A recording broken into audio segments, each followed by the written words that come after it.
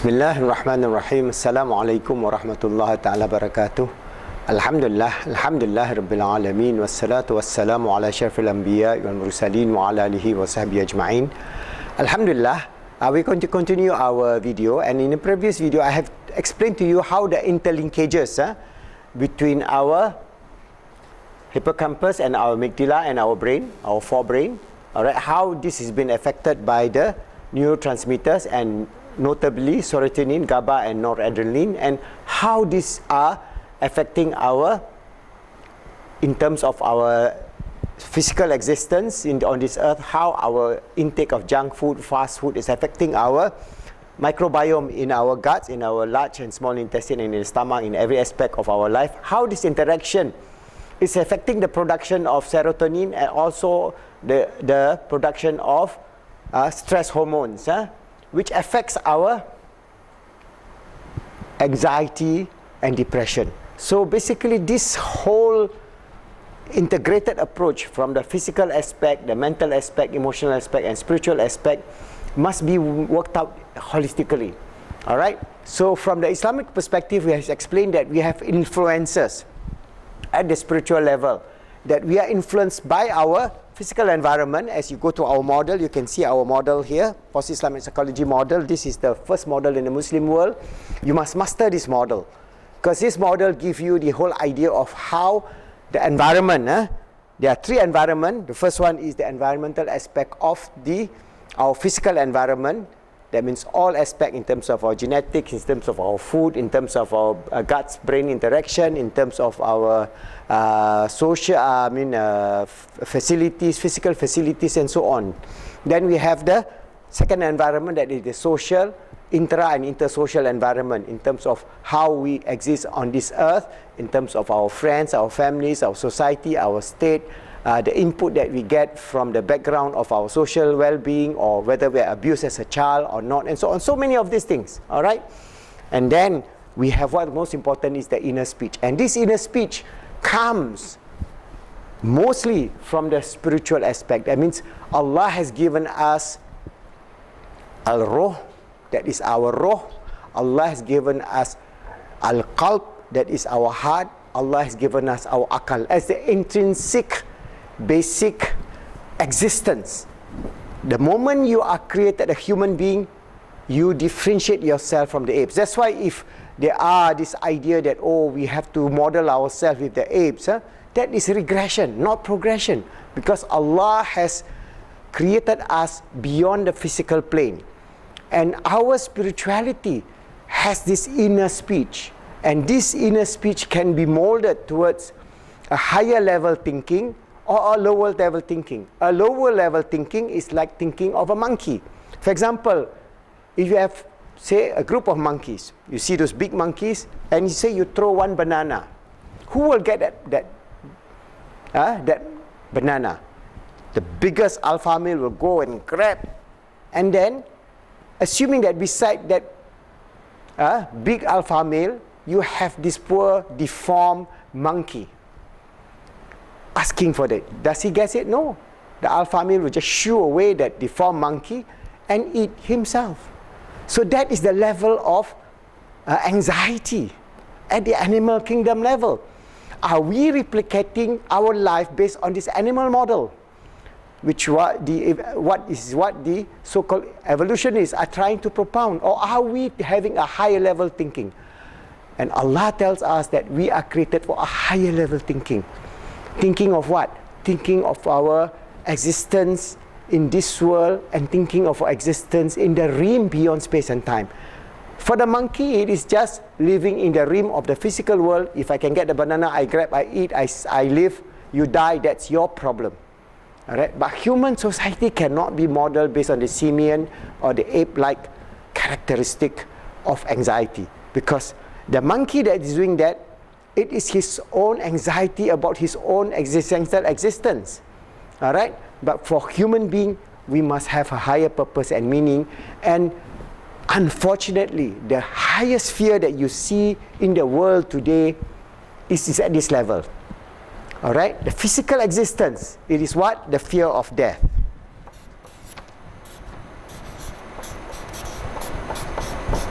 This is the biggest problem that you face in humanity today. That means human being now, we are not being chased by the tiger or the saber-tooth to become a lunch for them.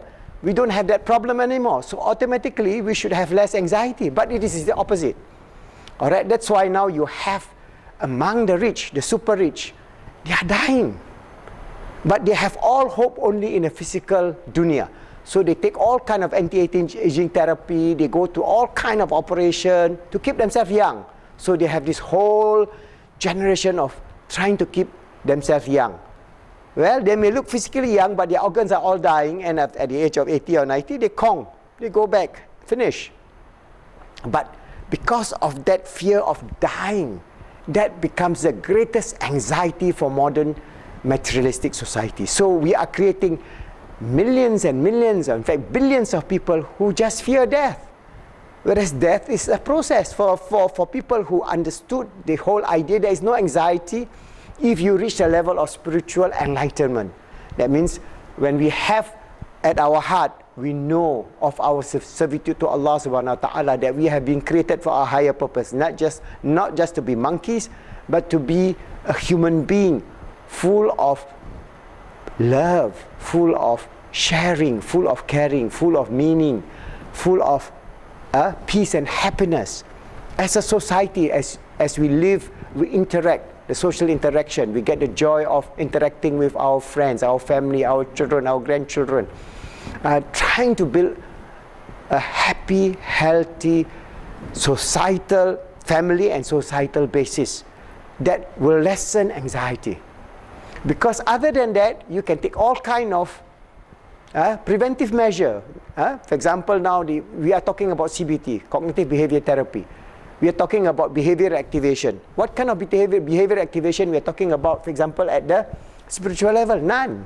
So that's why at PI-CBT, positive cognitive behavior therapy, we are talking about a behavioral activation based on the realization of a higher purpose and meaning in life.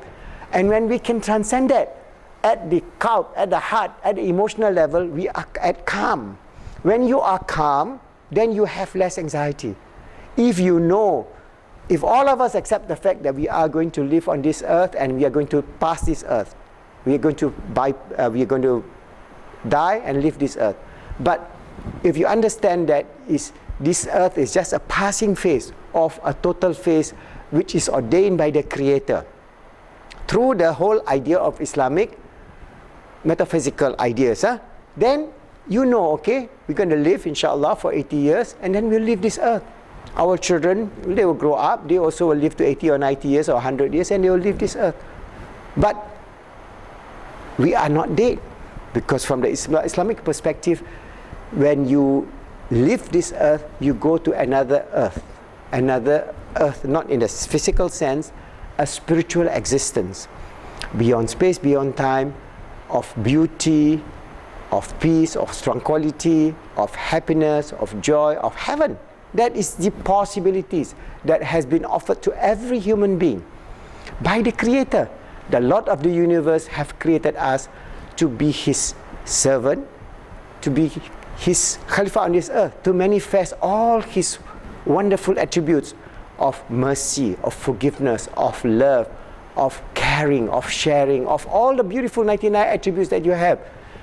Ghafurul Wadud, most forgiving, most loving, most absolute in terms of His grace, His mercy and compassion and so on. So if you infuse that area and in our heart, our cult, all right, the spiritual aspect, then it will filter down from our spiritual reality, that we have less anxiety, because we know that this earth, the whole anxiety about death is just one small facet. Yes, we will have to face death, and we at this point of time can accept this reality that death is going to take us. But death is not death in the sense of the finality of the materialistic society. Death is just a process transcending to the next transcendental world, beyond space, beyond time, that is beautiful and nice. So once you have that, then you have no anxiety of death, because this is the fear of more and more and more people. That's why They cannot understand this whole idea of death. This whole idea of death now is something that cannot be celebrated. In Islam, we are not saying that, we are saying that death is something that is celebrated to the extent that we have some sort of fun things like that. No, but we understand this is a transition. All right? So all anxiety, the root cause of all anxiety in this world today is this fear of death. Next is the fear of getting old. All right? So you have this anxiety of death, anxiety of getting old, anxiety of becoming hopeless, useless, and so on. So how to remedy that? The material atheistic ideology gives you no hope. For example, what kind of behavioral activation are you going to do to prepare for your death? In Islam, we have this whole idea of zikrullah, remembrance of Allah. We have time to spend our time at the mosque. We go to the mosque, we say our prayer, we meet our friends, our old friends. We have this interaction.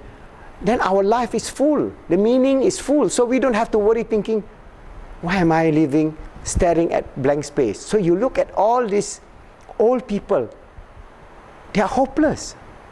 Those who do not have any bearing in terms of the purpose and meaning in life. They are anxiously looking at blank space. You look at millions of these people looking around, and a lot of them reach a certain stage as they stare into the blank space with no meaning, no purpose, no hope. They have very high anxiety, to the extent some of them just commit suicide. They just kill themselves, and more of them are taking that route, because for them there's nothing to look forward. But if you can mold the whole spiritual existence to remove the anxiety of the physical realm, the mental realm, and the emotional realm, because this is the highest, using our inner speech, inshallah, we would then be able to mold our inner speech in terms of, for example, zikrullah. We can remember Allah, la ilaha illallah, there is no God except Allah. We can do it quietly. We can breathe in, and then we can say our zikr. We can also remember Allah, Ya Allah, Ya Ghafoor, Ya Wadud, the most forgiving, most loving. So you infuse the sense of forgiveness for yourself, for your family, for others, and also the sense of love, receiving the love from Allah subhanahu wa ta'ala. So that will actually remove your anxiety. And how beautiful it can be. Alright? So this is the Islamic solution.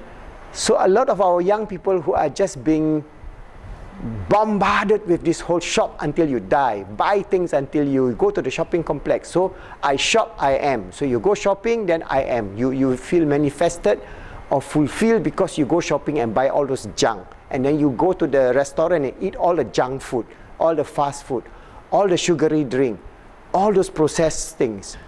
So you are creating your own level of anxiety, which will be unbearable over the years. And we are replicating this for our children also. So that's why there need to be a transformation of thinking within the ummah as we face the challenges of the 21st century.